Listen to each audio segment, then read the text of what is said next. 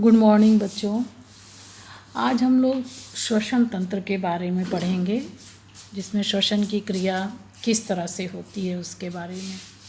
श्वसन किसे कहते हैं? भोज्य पदार्थ का ऑक्सीजन की उपस्थिति में ऑक्सीकरण होना और इस क्रिया में ऊर्जा का निकलना जो है वो श्वसन कहलाता है। श्वसन तो स्थलीय जीव में होता है, लेकिन जलीय जीव में कैसे होता है? जलीय जीव में श्वसन, जैसे मछली में श्वसन की क्रिया किस तरह से होती है? मछली में जो है श्वसन की क्रिया, जो मछली जो है जल में रहती है और जल में क्या है, ऑक्सीजन जो है वो घुलित अवस्था में होता है। तो क्योंकि ऑक्सीजन जो है वायु की अपेक्षा जल में कम मात्रा में होती है, घुली हुई होती है, तो मछली जो है बहुत तेज़ी से जल्दी सांस लेती है। जो जलीय जीव होते हैं वो स्थलीय जीव के अपेक्षा, जो स्थल में मनुष्य जो सांस लेता है उससे ज़्यादा गति होती है उनकी सांस लेने की।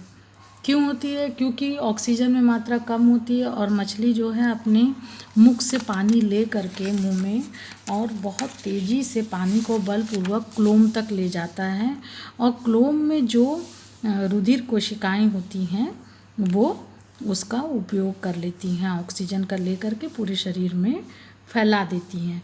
और जो स्थलीय जीव होते हैं वो श्वसन के लिए वायुमंडल की ऑक्सीजन का उपयोग करते हैं। विभिन्न जीवों में ये ऑक्सीजन भिन्न भिन्न अंगों के द्वारा अवशोषित किए जाते हैं। मतलब जितने भी जीव हैं स्थलीय, उनमें अलग अलग श्वसन अंग है, उससे वो उसको लेते हैं।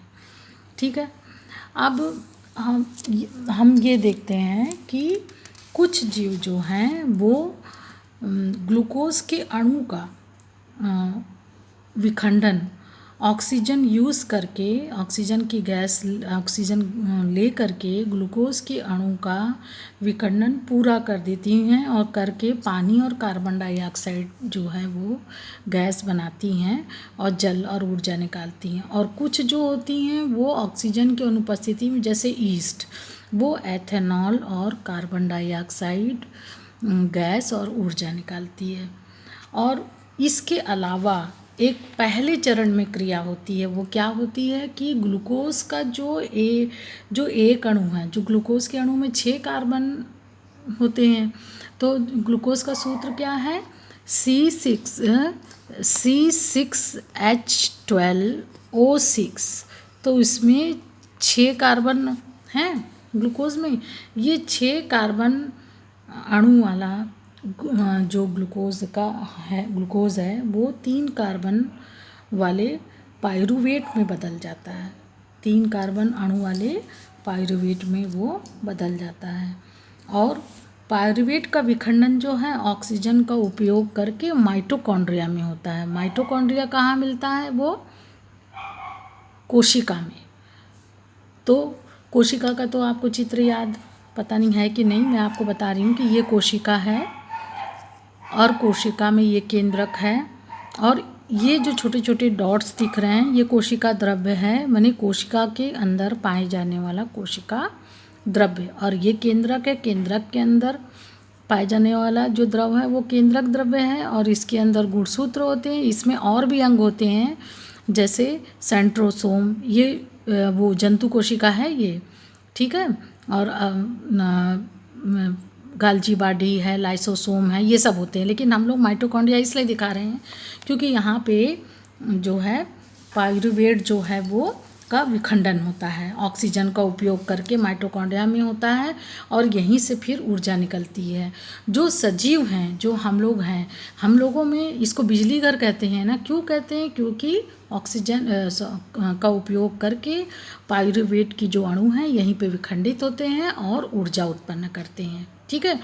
जो पहली क्रिया होती है ग्लूकोज का 6 कार्बन अणु वाले ग्लूकोज का पाइरूवेट में बदलने की, ये कोशिका द्रव्य में होता है, कोशिका द्रव्य में होता है ये क्रिया। ठीक है। उसके बाद जो ऑक्सीजन की अनुपस्थिति में क्रिया होती है वो ईस्ट में होता है, और ईस्ट में जो होता है उसमें क्या बनता है? इथेनॉल, कार्बन डाइऑक्साइड गैस और ऊर्जा। इसके बाद ऑक्सीजन की उपस्थिति में माइटोकॉन्ड्रिया में होता है, जो कार्बन डाइऑक्साइड, जल और जिसमें ऊर्जा उत्पन्न होती है।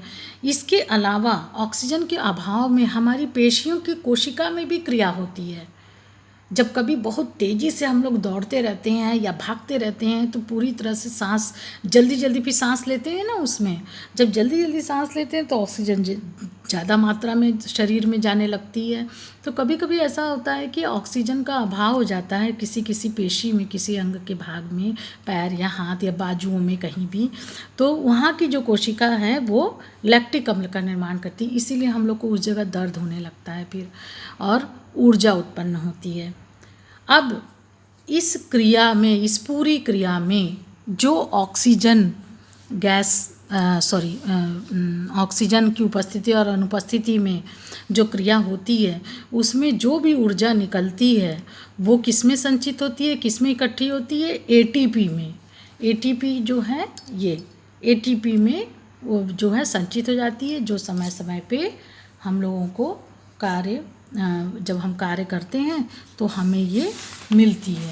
ठीक है, अब हम लोग पढ़ेंगे कि हम लोग जो हैं, जो स्थलीय जीव हैं, वो ऑक्सीजन कैसे लेते हैं, इसके लिए या श्वसन की क्रिया में ऑक्सीजन गैस लेते हैं, कैसे वो हमारे शरीर में जाता है, ये सारी क्रियाएं हम लोग पढ़ेंगे। इसके लिए पूरा एक तंत्र है हमारे शरीर में, मानव श्वसन तंत्र। ठीक है, अब इसकी संरचना क्या है, इसकी संरचना हम लोग पढ़ेंगे कि ये देखिए पूरा ये चित्र है मानव श्वसन तंत्र का। इस मानव श्वसन तंत्र के चित्र में ये है, इसमें ये नासाद्वार है, नासाद्वार के बाद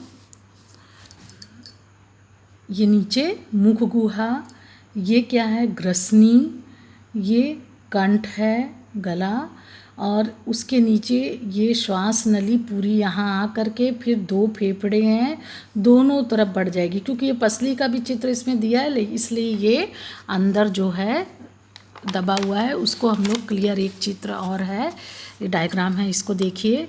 इसमें ये श्वास नली आई है ना, श्वास नली है, ये आके यहाँ दो भाग में बढ़ गई, फिर उसके बाद फिर छोटी छोटी फिर ये श्वसनिकाओं में बढ़ गई और लास्ट में जा कर के ये कूपिका, गोल गोल कूपिकानुमा संरचना बनाती हैं ये लास्ट में। ठीक है, तो इसके बाद ये फुसफुस मतलब फेफड़ा, अंदर पसली के नीचे जो है फेफड़ा है, हाँ, जिसको हम लोग फुसफुस भी कहते हैं, लंग भी कहते हैं। ये तो दिखा रहा है पसली है। इसके अलावा फिर श्वसनी माने यही भाग, ये वाला भाग। ठीक है, फिर ये छोटी छोटी जो फिर और भागों में बढ़ गई है, इसको हम लोग कहते हैं श्वसनिका। ठीक, अब एक जो ये जो श्वसनिका है जा कर के और कई भागों में बढ़ती है, कहाँ? फेफड़े के अंदर। ये जो फेफड़ा है दोनों तरफ हमारे दाएं और बाएं, यहाँ जा कर के खूब पतली पतली छोटी छोटी केशिकाओं में बढ़ जाती है ये, और फिर लास्ट में जा कर के ये कूपिका बनाती है। कूपिका मतलब ये जो गोल गोल संरचना दिख रही है ये कूपिका है, ये बनाती है ये। ठीक, यही एक कूपिका की ये रचना है ये। ठीक है बच्चों, इतना समझ में आ गया। अब हम लोग ये देखते हैं कि ऑक्सीजन कैसे कैसे जाती है अंदर। सबसे पहले हम लोग वायुमंडल से, वातावरण से ऑक्सीजन गैस लेते हैं श्वसन की क्रिया में, और ये ऑक्सीजन गैस कैसे लेते हैं? वायु लेते हैं, वायु के साथ अंदर जाती है। जब ये जाती है तो नाक में, नाक से जब ये वायु जाती है तो बीच में नासाद्वार में जब ये जाती है तो नासाद्वार के से होते हुए जब ये जाती है तो ऊपर की ओर जो है श्लेष्मा होती है नाक में, छोटी छोटी उसमें बाल की तरह संरचना होती है, जिसको हम लोग क्या कहते हैं? सीलिया। ठीक है, ये धूल के, वायु में जो धूल का कण अशुद्धि जो रहती है उसे रोक लेती है श्लेष्मा। हाँ, श्लेष्मा में जो रोम की तरह संरचना होती है जिसको हम लोग सीलिया कहते हैं वो भी रहता है, वो दोनों मिलके उसको रोकती हैं, और वायु फिर कंठ से होते हुए फेफड़े में चली जाती है। फिर वायु यहाँ से होते हुए कंठ से होते हुए फिर ये दोनों फेफड़े में चली जाती है, और फेफड़े में जाने के बाद जो है ये क्या करती है, जैसे मैंने पहले भी बताया था कि फेफड़े में जाने के बाद ये छोटी छोटी जो केशिकाएं हैं, जो श्वास नली की छोटी छोटी भाग में जो बट जाता है, बटने के बाद जो केशिका बनती, केशिका लास्ट में कूपिका बनती है, उस कूपिका में पहुंच जाता है। कूपिका, एक कूपिका की संरचना, ये जो गोल गोल उभरा उभरा दिख रहा है, ये जो उभरी हुई भाग है, उसकी एक संरचना ये है कि इस तरह से एक संरचना हमने बताया है यहाँ पे। ये जो इसमें नीचे की तरफ, कूपिका के नीचे के लेयर में केशिकाओं का जाल होता है, जिसमें रक्त होता है ना, रक्त वाहिनी जो बहुत छोटी छोटी हो जाती है, श्वास नली, उसमें भी तो केशिकाओं का जाल होता है, रक्त वाहिनियों का। तो इसमें रक्त जो होता है, जो हमारे शरीर के विभिन्न भागों से कार्बन डाइऑक्साइड लेकर आती है और उसमें ऑक्सीजन कम होता है, और यहाँ पे जो आती है कूपिका के अंदर, ये हम जो सांस लेते हैं वो वायु रहती है जिसमें ऑक्सीजन अधिक होता है। तो विसरण की विधि द्वारा ये ऑक्सीजन इसमें केशिकाओं में आता है। तो विसरण में क्या है कि जहाँ सांद्रता अधिक होती है वहाँ से कम की ओर अणुओं की गति होती है, तो ऑक्सीजन जो है वहाँ से ज़्यादा से कम की ओर, माने कम मात्रा नस में जो केशिकाएं हैं उसमें ऑक्सीजन की मात्रा कम है, इसलिए ये ऑक्सीजन जो है इस केशिका में आ जाते हैं और कार्बन डाइऑक्साइड छोड़ दी जाती, कूपिका में आ जाती है, और फिर ये कूपिका से फिर फेफड़े में आ जाती है, जहाँ मतलब फेफड़े से फिर श्वास नली से होते हुए कार्बन डाइऑक्साइड जो है वो बाहर निकल जाती है। ठीक है। अब इसके बाद जो है आपको एक दो चीज़ें और जाननी है कि जो ऑक्सीजन जाती है पूरे शरीर में, कूपिका से ऑक्सीजन ले, जो कूपिका में जो केशिकाएं होती हैं उसमें जो ब्लड होता है केशिकाओं में, ऑक्सीजन लेके जो जाती है वो शरीर के पूरे भाग में लेके जाती है, जहाँ जहाँ ऑक्सीजन की आवश्यकता होती है शरीर में, वहाँ वहाँ वो उसे दे देती है।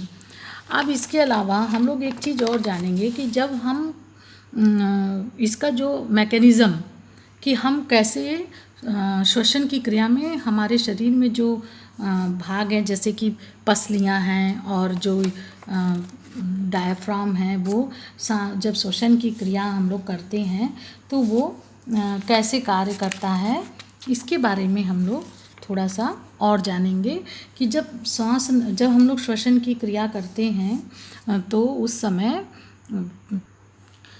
जब हम श्वसन की क्रिया करते हैं तो उस समय जो है पसलियाँ हमारी ऊपर उठ जाती हैं, और ऊपर उठ करके फिर जब ये ऊपर उठती हैं तो ये जो डायफ्राम होता है ये चपटा हो जाता है, मतलब ये ऊपर की ओर है ना, नीचे होकर के ऐसे सीधे हो जाता है, तो इससे यहाँ पे जगह अधिक हो जाती है, और श्वसन जब हम लोग करते हैं तो जो ऑक्सीजन है, वायु में ऑक्सीजन जो है वो फेफड़े में अंदर आ जाती है और कूपिकाओं में भर जाती है। कूपिका क्या है, ये है कूपिका, है ना, इस कूपिका में भर जाती है, और फिर रुधिर जो है पूरे शरीर से जो कार्बन डाइऑक्साइड लाया हुआ होता है वो यहाँ पे वो छोड़ देते हैं रुधिर कार्बन डाइऑक्साइड को, और कूपिका में जो ऑक्सीजन होता है उसको ले करके फिर पूरे शरीर में जहाँ ऑक्सीजन की ज़रूरत होती है वहाँ कोशिकाओं में वो पहुँचा देते हैं, और जो कार्बन डाइऑक्साइड गैस है वो श्वसन मार्ग से होते हुए फिर वो बाहर निकल जाते हैं। ठीक है। अब इसके अलावा हम लोग दो चीज़ और जानेंगे कि जो हमारे शरीर में जो लाल रक्त कण हैं उसमें जो हीमोग्लोबिन होता है वो ऑक्सीजन का वहन करता है। अगर मछलियों की तरह हम लोगों को भी विसरण विधि से ऑक्सीजन लेना होता तो वैज्ञानिक ये अनुमान लगाते हैं कि ये मतलब कहते हैं कि अगर ऑक्सीजन की तरह लेना होता विसरण विधि से ऑक्सीजन, तो जो ऑक्सीजन जो है फेफड़े से पैर की एक उंगली तक जाने में ऑक्सीजन को 3 साल के समय लग जाता विसरण विधि से। इसलिए जो हीमोग्लोबिन है हमारे ब्लड में, रक्त में, वो हमारे लिए बहुत बड़ा वरदान है ना। ताकि जो तुरंत हम लोग को जहाँ भी ऑक्सीजन की ज़रूरत होती है, क्योंकि रक्त तो आप जानते हैं कि तरल संयोजी ऊतक है, वो पूरे शरीर में चलता रहता है ना।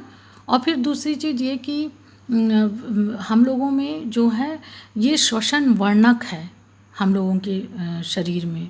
श्वसन वर्णक किसको कहते हैं हम लोग? हीमोग्लोबिन को, जो तुरंत ही ऑक्सीजन को ले करके शरीर के सभी भाग में जो है वो जाते हैं, है ना, ले करके। ये हम लोगों की श्वसन तंत्र का ये टॉपिक ख़त्म हो गया।